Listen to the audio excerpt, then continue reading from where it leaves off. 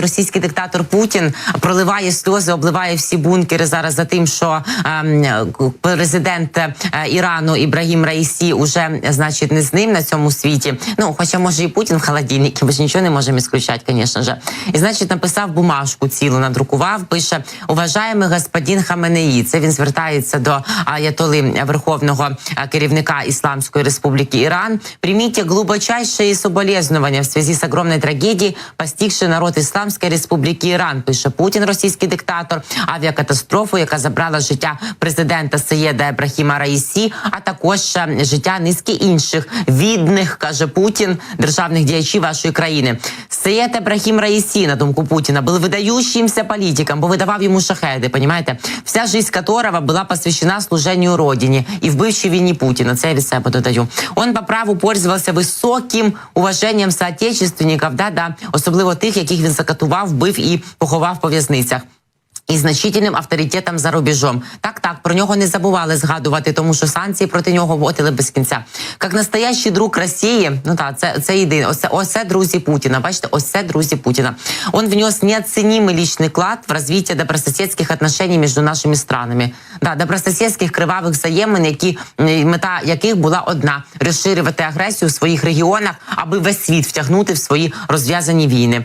Прилагав большие усилия для їх виводу на уровень стратегічного партнерства. Це зараз тут Путін все-таки жаліє, що ракети таки не отримав за несвітлого життя Сеєда Ебрахіма Раїсі.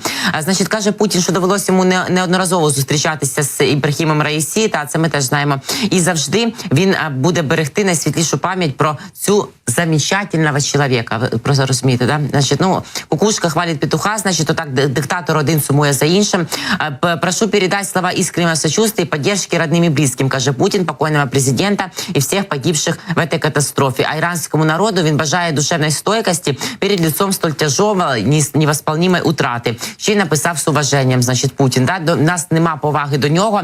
Не знаю, чи буде стойкость в іранського народу, а от проблеми у владі точно будуть. Загибель Раїсі матиме серйозні наслідки для спадкоємності верховного лідера Ірану. Вже про такі результати його авіазагибелі говорить нам Інститут вивчення війни. Вони вже встигли проаналізувати оперативно. Загибель президента Ірану Ебрахіма Раїсі матиме серйозні наслідки для спадкоємності верховного лідера, пишуть аналітики ЄСВІ. Раїсі називали одним із головних претендентів на те, щоб змінити Алі Хаменеї на посаді верховного лідера, нагадують вони також. Хаменеї призначив Раїсі на посаду очільника судової системи 19-го року і підтримав його на президентських виборах в серпні 21-го.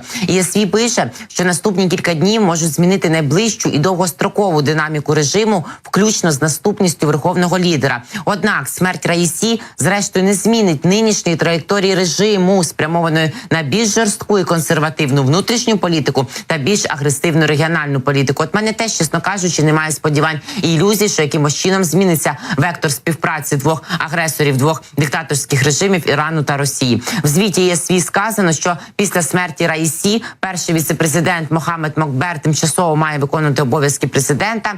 А також нагадується, що з 2007 по 2021 рік Мохбер обіймав посаду глави управління з виконання наказу імама Хомейні напівдержавної організації, безпосередньо контрольованої верховним лідером Алі Хаменеї. Міністерство фінансів США запровадило санкції проти Мохбера і проти цієї організації в січні 2021 року. Верховний лідер Алі Хаменеї володіє вищим правом ухвалення рішень в Ірані, проте Раїсі має значну владу в рамках режиму. Раїсі був заступником голови асамблеї експертів, органу влади, який за Конституцією відповідав за контроль над верховним лідером і вибір його наступника. Іранці переобрали Раїсі, ну так, здалося, що переобрали, як представника провінції Південний Хорасан в асамблеї експертів під час нещодавніх виборів до асамблеї експертів в березні 2024 року. Раїсі також був членом Ради з доцільності, головою Вищої ради національної безпеки, Вищої ради з культурної революції, Вищої ради з кіберпростору. Ну ось так, бачите, все окупував. Нагадаю, 19 травня ввечері стало відомо, що вертоліт, який перевозив Раїсі, ймовірно, потрапив в аварію. Більше 12 годин тривала пошукова операція, вона завершилася, і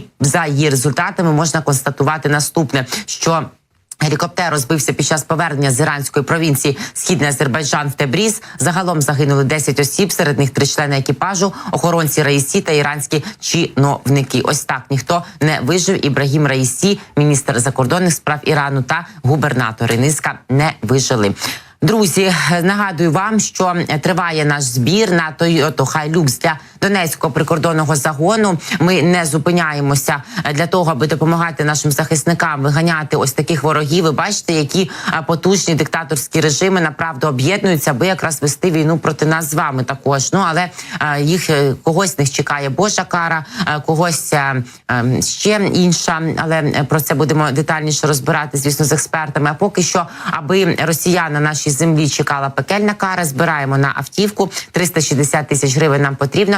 59% вже зібрано. Донецький прикордонний загін воює на Харківському напрямку, зокрема, і поблизу Вовчанська, який Путін і стирає з лиця землі, посилає туди російські окупаційні війська його взяти, але як все інше не може він взяти нічого. Тож, будь ласка, поки буде невеличка пауза, донатьте, дуже вас прошу. Ну, а за кілька хвилин я, Ірина Узлова, знову з'явлюся в цій студії і продовжимо говорити і про авіакатастрофу, внаслідок якої загинув президент Ірану Ібрагім Раїсі, а також про допомогу наших західних партнерів та чи дадуть Штати дозвіл бити далекобійною зброєю по країні-агресорці. Бо мої експерти та джерела прогнозують, що Байден, в принципі, за крок від такого рішення. Приходьте і ви.